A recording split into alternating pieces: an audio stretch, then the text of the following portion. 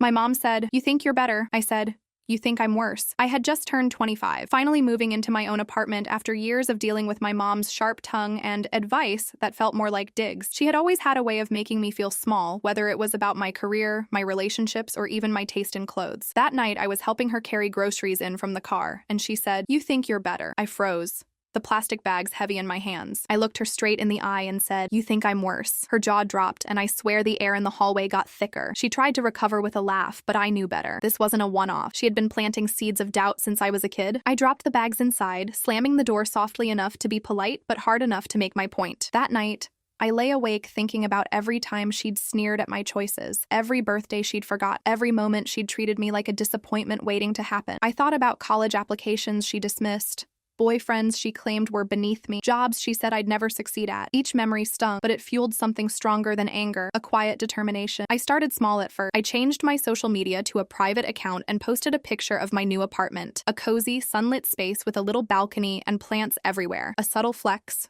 nothing dramatic, but she noticed immediately. The next week, I applied for a promotion at work that I knew I was perfect for, even though she had told me I'd never be manager material. When I got the promotion, she called, voice tight, trying to sound casual. "Congratulations, I guess." I smiled through the phone, and all I said was, "Thanks, Mom. You always doubted me, but somehow I managed." Then came the real payoff. My company had an exclusive networking gala downtown, and I got invited to represent our team. She had mocked my small office job for years, claiming I'd never have anything to show for my efforts. I went, looking sharp in a tailored black dress and heels.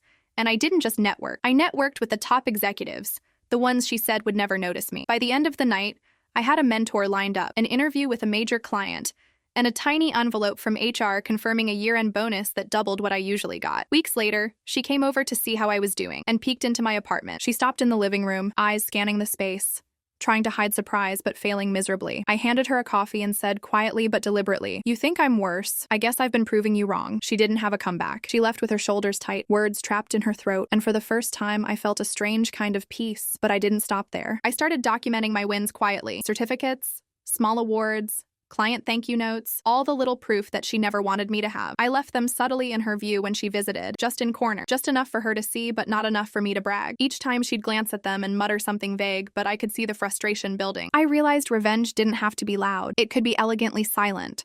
A collection of little truths she had refused to see for decades. It wasn't about rubbing it in. It was about reclaiming my story, showing her and myself that the version of me she had always doubted was enough. I was standing taller, moving smarter, winning silently, and she had no words left. Maybe someday she'd understand, maybe not. But for the first time in my life, I had won in the only way that mattered. Quietly, confidently, and entirely on my own terms.